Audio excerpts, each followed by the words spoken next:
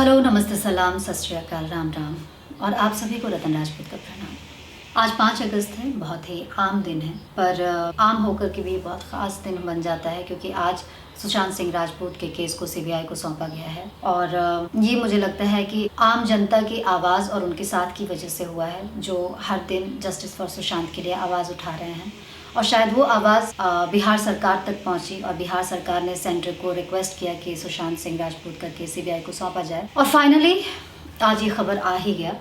देर आए पर दुरुस्त आए कह सकते हैं इस मामले में, क्योंकि अब सुशांत का केस नहीं रहकर ये एक ईगो का केस बनता जा रहा था।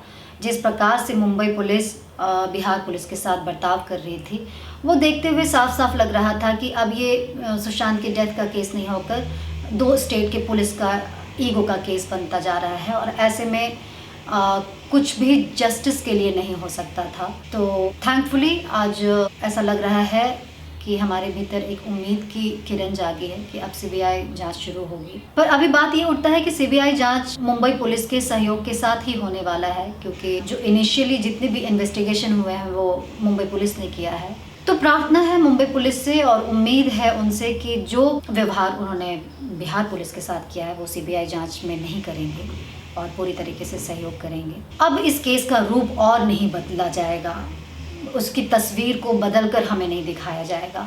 जिस तरीके से सुशांत के केस को एक प्रोफेशनल एंगल दिया गया, फिर उसे डिप्रेशन का एंगल दिया गया और फादर जब आए तो फिर पूरी तस्वीर ही बदल गई कि ये तो पर्सनल एंगल भी है जिसको नज़रअंदाज कर दिया था पुलिस ने, उस और देखा भी नहीं और धीरे धीरे ये पॉलिटिकल रूप लेता गया। उम्मीद है कि अब इस केस में पॉलिटिक्स नहीं बल्कि छानबीन शुरू होगी। हर डिपार्टमेंट, हर वो लोग जो केस से जुड़े हुए हैं वो सहयोग करेंगे। और अगर अब भी इस तरीके व्यवधान पैदा की जाती है किसी भी डिपार्टमेंट की ओर से, तो मुझे लगता है अब इन्वेस्टिगेशन का भी इन्वेस्टिगेशन होना चाहिए। क्योंकि क्यों इस तरीके से इस केस को उलझाया जा रहा है, कौन है जो इस तरीके का लुका छुपी का खेल खेल रहा है और किसको बचाया जा रहा है, ये सारी बातें अब खुलकर आनी चाहिए। अब इसमें सिर्फ सुशांत की मौत का सच सामने नहीं आने वाला है, मुझे लगता है और भी बहुत सारी सच्चाई हैं जो सामने आएंगी। और ये सारी जो सवाल हमारे भीतर आया है वो सिर्फ इन्वेस्टिगेशन की प्रक्रिया की वजह से आया है। जिस तरीके का व्यवहार रहा है आपस में, ट्रांसपेरेंसी नहीं रही है, सहयोग नहीं रहा है, उस वजह से हम आम पब्लिक के भीतर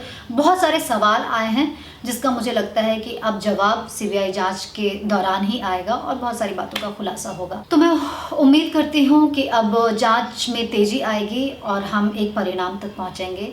और अब इस प्रकार के वीडियो की ज़रूरत हमें नहीं पड़ेगी, क्योंकि हम अब तक सिर्फ और सिर्फ सीबीआई जांच की मांग कर रहे थे, क्योंकि हमें बहुत विश्वास है कि सीबीआई जांच से सच सामने आएगा और हम सबके मुंह पर एक चुप्पी छाएगी सच जानने के बाद। जो भी सच है हम स्वीकार करने के लिए तैयार हैं, पर बशर्ते वो सच हो। अब आम पब्लिक से कहूँगी कि बस प्रार्थना ही करें, क्योंकि हमें जितना आवाज़ लगाना था, आवाज़ उठाना था, हम कर चुके हैं। अब हमें प्रार्थना की ज़रूरत है कि ईमानदारी से और सच्चाई से इस केस की इन्वेस्टिगेशन हो। धन्यवाद।